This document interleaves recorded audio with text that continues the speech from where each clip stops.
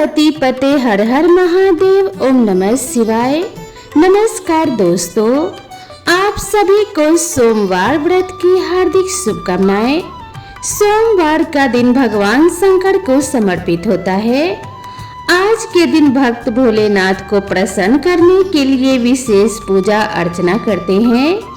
कुछ लोग आज के दिन व्रत भी रखते हैं ताकि शिव की विशेष कृपा प्राप्त की जा सके। बाबा भोलेनाथ के आशीर्वाद के लिए आप भी सोमवार का व्रत कर रहे हैं तो भगवान शिव की ये कथा जरूर सुने। इस कथा को सुनने से भगवान शिव प्रसन्न होते हैं और मनोकामना पूर्ति का आशीर्वाद प्रदान करते हैं। भगवान शिव की कथा सुनने से घर में सुख समृद्धि का वास होता है और सभी प्रकार के संकट कट जाते हैं। तो प्रेम से बोलिए गौरी पुत्र गणेश भगवान की जय, माता पार्वती की जय। ओम नमः शिवाय। नारद पुराण के अनुसार सोमवार व्रत में व्यक्ति को प्रातः स्नान करके शिव जी को जल और बेल पत्र चढ़ाना चाहिए तथा शिव गौरी की पूजा करनी चाहिए। शिव पूजन के बाद सोमवार व्रत कथा सुननी चाहिए। इसके बाद केवल एक ही समय भोजन करना चाहिए। साधारण रूप से सोमवार का व्रत दिन के तीसरे तक होता है, मतलब शाम तक रखा जाता है। सोमवार व्रत 3 प्रकार का होता है: प्रति सोमवार व्रत, सौम्य प्रदोष व्रत और 16 सोमवार का व्रत। इन सभी व्रतों के लिए एक ही विधि होती है। तो चलिए प्रेम पूर्वक हम सोमवार व्रत के पावन कथा का श्रवण करते हैं। एक समय की बात है, किसी नगर में एक साहूकार रहता था। उसके घर में धन की कोई कमी नहीं थी, लेकिन उसकी कोई संतान नहीं थी। इस कारण वह बहुत दुखी था। पुत्र प्राप्ति के लिए वह प्रत्येक सोमवार व्रत रखता था और पूरी श्रद्धा के साथ शिव मंदिर जाकर भगवान शिव और पार्वती जी की पूजा करता था। उसकी भक्ति देखकर एक दिन मां पार्वती प्रसन्न हो गई और भगवान शिव से उस साहूकार की मनोकामना पूर्ण करने का आग्रह किया। पार्वती जी की इच्छा सुनकर भगवान शिव ने कहा कि हे पार्वती, इस संसार में हर प्राणी को उसके कर्मों का फल मिलता है। जिसके भाग्य में जो होता है उसे भोगना ही पड़ता है। लेकिन पार्वती जी ने साहूकार की भक्ति का मान रखने के लिए उसकी मनोकामना पूर्ण करने की इच्छा जताई। माता पार्वती के आग्रह पर शिव जी ने साहूकार को पुत्र प्राप्ति का वरदान तो दे दिया, लेकिन साथ ही यह भी कहा कि उसके बालक की आयु केवल 12 वर्ष की होगी। माता पार्वती और भगवान शिव की बातचीत को साहूकार सुन रहा था। उसे ना तो इस बात की खुशी थी और ना ही दुख। वह पहले की भांति शिव जी का पूजन करता रहा। कुछ समय के बाद साहूकार के घर एक पुत्र का जन्म हुआ। जब वह बालक 11 वर्ष का हुआ तो उसे पढ़ने के लिए काशी भेज दिया गया। साहूकार ने पुत्र के मामा को बुलाकर उसे बहुत सारा धन दिया और कहा कि तुम इस बालक को काशी विद्या प्राप्ति के लिए ले जाओ और मार्ग में यज्ञ कराना। जहाँ भी यज्ञ कराओ वहाँ ब्राह्मणों को भोजन कराते और दक्षिणा देते हुए जाना। दोनों मामा भांजे इसी तरह यज्ञ कराते और ब्राह्मणों को दान दक्षिणा देते काशी की ओर चल पड़े। रात में एक नगर पड़ा जहाँ नगर के राजा की कन्या का विवाह था, लेकिन जिस राजकुमार से उसका विवाह होने वाला था वह एक आंख से काना था। राजकुमार के पिता ने अपने पुत्र के काना होने की बात को छुपाने के लिए एक चाल सोची। साहूकार के पुत्र को देखकर उसके मन में एक विचार आया। उसने सोचा क्यों ना इस लड़के को दूल्हा बनाकर राजकुमारी से विवाह करा दूं। विवाह के बाद इसको धन देकर विदा कर दूंगा और राजकुमारी को अपने नगर ले जाऊंगा। लड़के को दूल्हे के वस्त्र पहनाकर राजकुमारी से विवाह कर दिया गया। लेकिन साहूकार का पुत्र ईमानदार था। उसे यह बात न्याय संगत नहीं लगी। उसने अवसर पाकर राजकुमारी के चुन्नी के पल्ले पर लिखा कि तुम्हारा विवाह तो मेरे साथ हुआ है, लेकिन जिस राजकुमार के संग तुम्हें भेजा जाएगा वह एक आंख से काना है। मैं तो काशी पढ़ने जा रहा हूँ। जब राजकुमारी ने चुन्नी पर लिखी बातें पढ़ी तो उसने अपने माता पिता को यह बात बताई। राजा ने अपने पुत्री को विदा नहीं किया, जिससे बारात वापस चली गई। दूसरी ओर साहूकार का लड़का और उसके मामा काशी पहुँचे और वहां जाकर उन्होंने यज्ञ किया। जिस दिन लड़के की आयु 12 साल की हुई उसी दिन यज्ञ रखा गया। लड़के ने अपने मामा से कहा कि मेरी तबीयत कुछ ठीक नहीं है। मामा ने कहा कि तुम अंदर जाकर सो जाओ। शिवजी के वरदान के अनुसार कुछ ही देर में उस बालक के प्राण निकल गए। मृत भांजे को देख उसके मामा ने विलाप करना शुरू किया। संयोगवश उसी समय शिवजी और माता पार्वती उधर से जा रहे थे।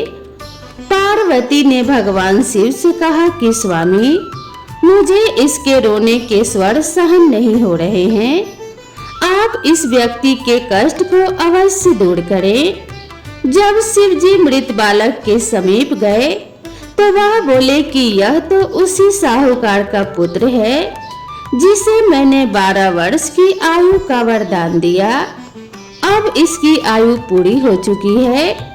लेकिन मातृभाव से विभोर माता पार्वती ने कहा कि हे महादेव, आप इस बालक को और आयु देने की कृपा करें, अन्यथा इसके वियोग में इसके माता पिता भी तड़प तड़प कर मर जाएंगे।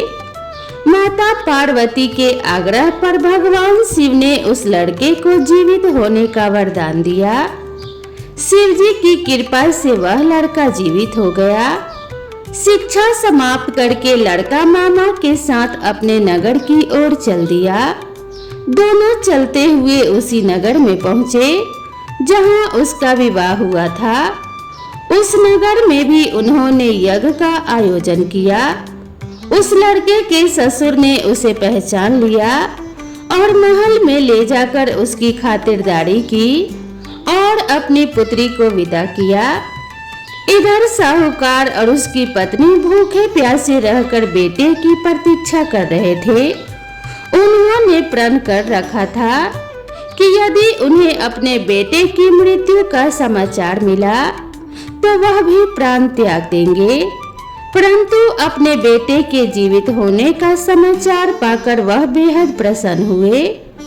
उसी रात भगवान शिव ने व्यापारी के स्वप्न में आकर कहा कि हे श्रेष्ठी, मैंने तेरे सोमवार के व्रत करने और व्रत कथा सुनने से प्रसन्न होकर तेरे पुत्र को लंबी आयु प्रदान की है। इसी प्रकार जो कोई सोमवार का व्रत करता है या कथा पढ़ता अथवा सुनता है उसके सभी दुख दूर होते हैं और समस्त मनोकामनाएं पूर्ण होती हैं। तो प्रेम से बोलिए भगवान शिव और माता पार्वती की जय। ओम नमः शिवाय। तो दोस्तों, अब हम सुनेंगे सोमवार व्रत की दूसरी कथा। एक समय श्री महादेव जी पार्वती जी के साथ भ्रमण करते हुए मृत्यु लोक में अमरावती नगरी में आए। वहां के राजा ने शिव मंदिर बनवाया था जो कि अत्यंत भव्य एवं रमणीक तथा मन को शांति पहुंचाने वाला था। भ्रमण करते समय शिव पार्वती भी वहां ठहर गए। पार्वती जी ने कहा कि हे नाथ, आओ आज इसी स्थान पर 64 पासे खेले। खेल प्रारंभ हुआ। शिव जी कहने लगे, मैं जीतूंगा। इस प्रकार उनकी आपस में वार्तालाप होने लगी। उस समय पुजारी जी पूजा करने आए। पार्वती जी ने पूछा, पुजारी जी बताइए जीत किसकी होगी? पुजारी जी बोले, इस खेल में महादेव जी के समान कोई दूसरा पारंगत नहीं हो सकता, इसीलिए महादेव जी ही यह बाजी जीतेंगे। परंतु हुआ उल्टा, जीत पार्वती जी की हुई। अतः पार्वती जी को पुजारी जी पर क्रोध आ गया और उन्होंने पुजारी जी को कोढ़ी होने का श्राप दे दिया कि तूने मिथ्या भाषण किया है, अतः तू इसका फल भोग। अब तो पुजारी कोढ़ी हो गया। शिव पार्वती जी दोनों वापस चले गए। कुछ समय पश्चात अप्सराएं वहां पूजा करने आई। अप्सराओं ने पुजारी से उसके कोढ़ी होने का कारण पूछा। पुजारी ने सब बातें अप्सराओं को बता दी।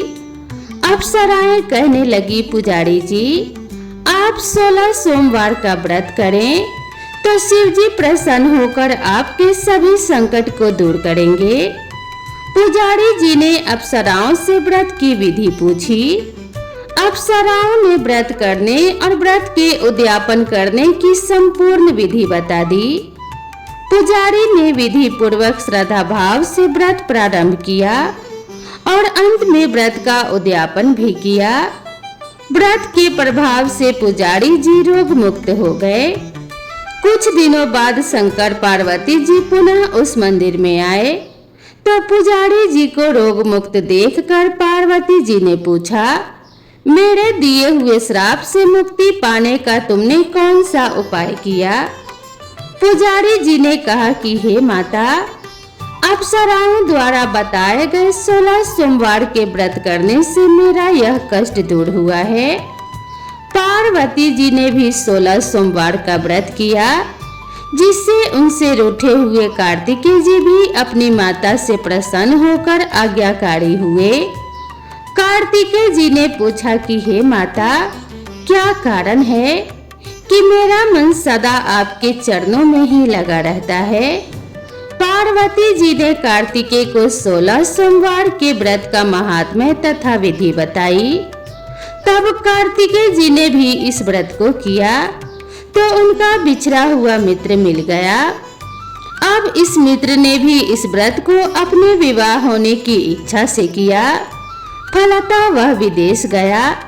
वहां के राजा की कन्या का स्वयंवर था। राजा ने प्रण किया था कि हथनी जिस व्यक्ति के गले में वरमाला डाल देगी उसी के साथ राजकुमारी का विवाह करूंगा। यह ब्राह्मण मित्र भी स्वयंवर देखने की इच्छा से वहां एक ओर जाकर बैठ गया। हथनी ने इसी ब्राह्मण मित्र को माला पहनाई तो राजा ने बड़ी धूमधाम से अपनी राजकुमारी का विवाह उसके साथ कर दिया। तत्पश्चात दोनों सुखपूर्वक रहने लगे। एक दिन राजकन्या ने पूछा कि हे नाथ, आपने कौन सा पुण्य किया जिससे हथनी ने आपके गले में वरमाला पहनाई? ब्राह्मण पति ने कहा कि मैंने कार्तिकेय जी द्वारा बताए 16 सोमवार के व्रत को पूर्ण विधि विधान सहित श्रद्धा और भक्ति से किया, जिसके फल के कारण मुझे तुम्हारे जैसी सौभाग्यशाली पत्नी मिली। अब तो राजकन्या ने भी सत्य पुत्र प्राप्ति के लिए व्रत किया और सर्वगुण संपन्न पुत्र प्राप्त किया। बड़े होकर पुत्र ने भी राज्य की प्राप्ति की कामना से 16 सोमवार का व्रत किया। राजा के देवलोक होने पर इसी ब्राह्मण कुमार को राजगद्दी मिली। फिर भी वह इस व्रत को करता रहा। एक दिन उसने अपने पत्नी से पूजा सामग्री शिवालय से ले चलने को कहा, परंतु उसने पूजा सामग्री अपने दासियों द्वारा भिजवा दी। जब राजा ने पूजन समाप्त किया तो आकाशवाणी हुई कि हे राजा, तुम इस पत्नी को त्याग दो, नहीं तो राजपाट से हाथ धोना पड़ेगा। प्रभु की आज्ञा मानकर उसने अपने पत्नी को महल से निकाल दिया।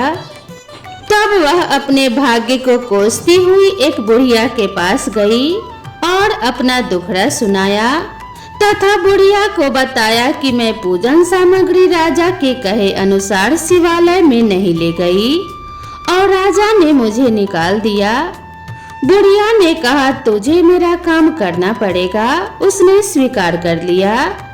तब बुढ़िया ने सूत की गठरी उसके सिर पर रखी और बाजार भेज दिया। रास्ते में आंधी आई तो सिर पर रखी गठरी उड़ गई। बुढ़िया ने डांटकर उसे भगा दिया। अब रानी बुढ़िया के यहाँ से चलते चलते एक आश्रम में पहुंची। गोसाई जी उसे देखते ही समझ गए कि यह उच्च घराने की अबला विपत्ति की माड़ी है। वे उसे धैर्य बंधाते हुए बोले, बेटी तू मेरे आश्रम में रह सकती है, किसी प्रकार की चिंता मत कर। रानी आश्रम में रहने लगी, परंतु वह जिस वस्तु को हाथ लगाती वह वस्तु खराब हो जाती। यह देखकर गोसाई जी ने पूछा कि हे बेटी, किस देव के अपराध से ऐसा होता है?